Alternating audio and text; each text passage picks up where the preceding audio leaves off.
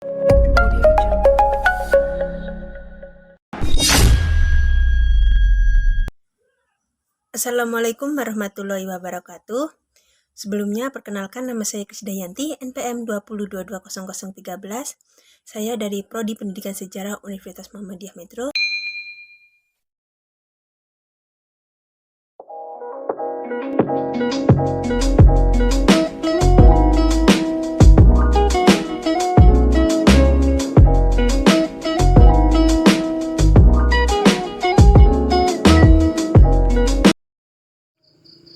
Perkembangan kolonialisasi di Indonesia. Pada awalnya, kolonial hanya ingin mengambil rempah-rempah dari Indonesia, tapi lama-kelamaan ia tertarik dengan sumber daya alam yang ada di Indonesia. Bentuk pemerintah dan pemerasan rakyat untuk bekerja keras, tak hanya itu, dia juga mendirikan Serikat Perdagangan Indonesia atau yang disebut VOC. Selama abad ke-18, VOC menetapkan dirinya sebagai kekuatan ekonomi dan politik di Pulau Jawa setelah runtuhnya Kesultanan Mataram. Perusahaan dagang Belanda ini telah menjadi kekuatan utama di perdagangan Asia sejak awal 6000 dan tetapi pada awal abad ke-18 mulai mengembangkan minat untuk campur tangan dalam politik pribumi di Pulau Jawa. Terdapat beberapa faktor lain yang mendorong bangsa Eropa untuk melakukan kolonialisme dan imperialisme. Tidak hanya itu, mereka memiliki keingintahuan untuk mempelajari alam semesta, kondisi geografis, dan kehidupan bangsa-bangsa lainnya. Rempah-rempah juga menjadi alasan lain bagi bangsa Belanda untuk melakukan penjajahan mengingat harganya yang tinggi di pasar Eropa. Mereka ingin memperoleh keuntungan dan kekayaan sebanyak-banyak mungkin. Mereka juga memiliki ambisi 3G, yaitu Growth, Glory, dan Gospel. Growth berarti mencari keuntungan dengan mengumpulkan bahan dan barang berharga. Glory berarti menyebarkan kekuasaan seluas-luasnya. Sementara Gospel adalah menyebarkan agama Kristen. Bangsa Barat yang mendatangi Indonesia rupanya tidak hanya Belanda. Di tahun 1511, Portugis mendarat di Malaka. Spanyol juga mendatangi Indonesia di tahun 1521 dan mendarat di Maluku. Barulah Belanda mengikuti di tahun 1595. Dampak kolonialis di Indonesia. Kedatangan bangsa Eropa di Indonesia selama berabad-abad menunjukkan banyak cerita bagi bangsa Indonesia. Di samping cerita yang menyedihkan, imperialisme dan kolonialisme yang terjadi di tanah air juga memberikan beberapa dampak positif bagi kemajuan bangsa Indonesia. Yang pertama, di bidang politik. Sebelum sistem pemerintahan di Indonesia merupakan sistem kerajaan atau turun-temurun, tetapi dengan kedatangan Belanda, yaitu Jenderal Daendels, membawa perubahan administrasi dan politik di Indonesia dengan lebih modern. Perubahan yang sistem politik dan pemerintahan yang signifikasi ini menyebabkan hilangnya kekuasaan politik dari para penguasa Indonesia ke tangan Belanda. Adapun beberapa dampak imperialisme dan kolonialisme di Indonesia. Dari sisi politik antara lain, penerapan sistem pemerintahan tidak langsung dengan menjadikan para bupati sebagai penguasa VOC.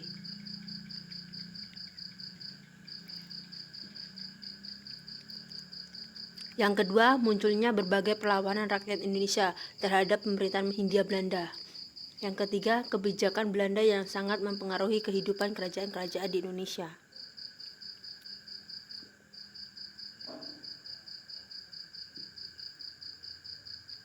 Selanjutnya di bidang ekonomi, dampak imperialisme dan kolonialisme Belanda juga berdampak pada bidang ekonomi, di mana salah satu tujuan mereka menguasai Indonesia untuk mendapatkan keuntungan sebesar-besarnya dan mencari uang dan mengumpulkan kekayaan sebanyak-banyaknya.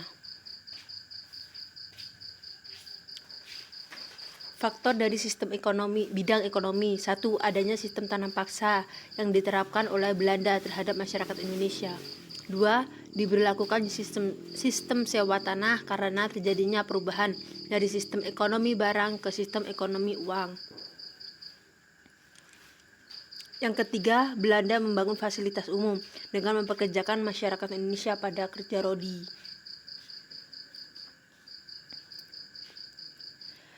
Yang selanjutnya di bidang sosial budaya. Dalam sisi perkembangan sosial budaya membudayakan masyarakat Indonesia terhadap masa imperialisme dan kolonialisme juga mengalami perubahan. Dampak yang dirasakan salah satunya adalah dengan berubahnya pola hidup masyarakat Indonesia akibat pengaruh bangsa Eropa. 1. Perpindahnya fokus masyarakat pada bidang sosial budaya akibat hilangnya peran politik dari para penguasa. 2. Ikatan tradisi melemah akibat beberapa upacara adat yang disederhanakan. 3. Hilangnya kekuasaan tradisional akibat dihilangkan status raja oleh Belanda dan digantikan sebagai pegawai pemerintah. Selanjutnya yaitu bidang pendidikan.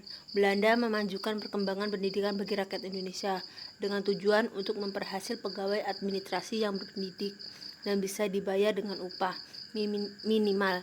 Dengan begitu, maka Belanda akan banyak mendapatkan keuntungan di pihaknya.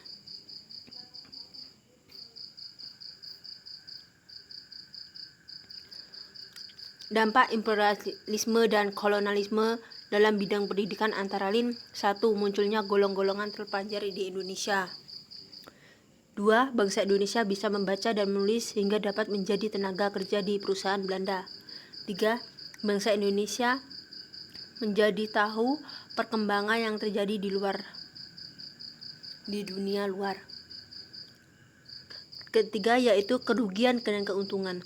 Kerugiannya: 1. Terkurangnya kekayaan alam untuk penguasa kolonial. 2. Perbudakan. 3. Tanam paksa. 4. Hak rakyat di pribumi terinjak-injak. Dan selanjutnya yaitu keuntungannya: adanya pembangunan jalur perdagangan. Yang kedua, adanya bangunan-bangunan megah dan menjadi peninggalan sejarah saat ini. 3. Pembangunan jalur kereta api.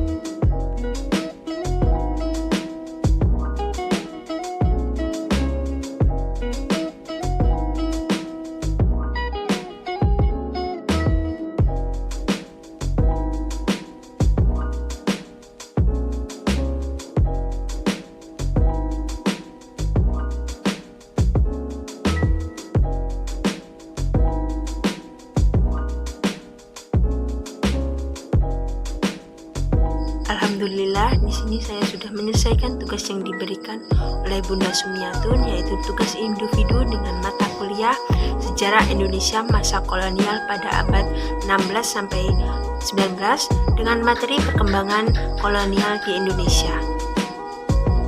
Dan apabila ada salah kata atau bacaan yang kurang jelas, saya mohon maaf. Saya akhiri, billahi fistabil haq, fastabil khairat. Wassalamualaikum warahmatullahi wabarakatuh.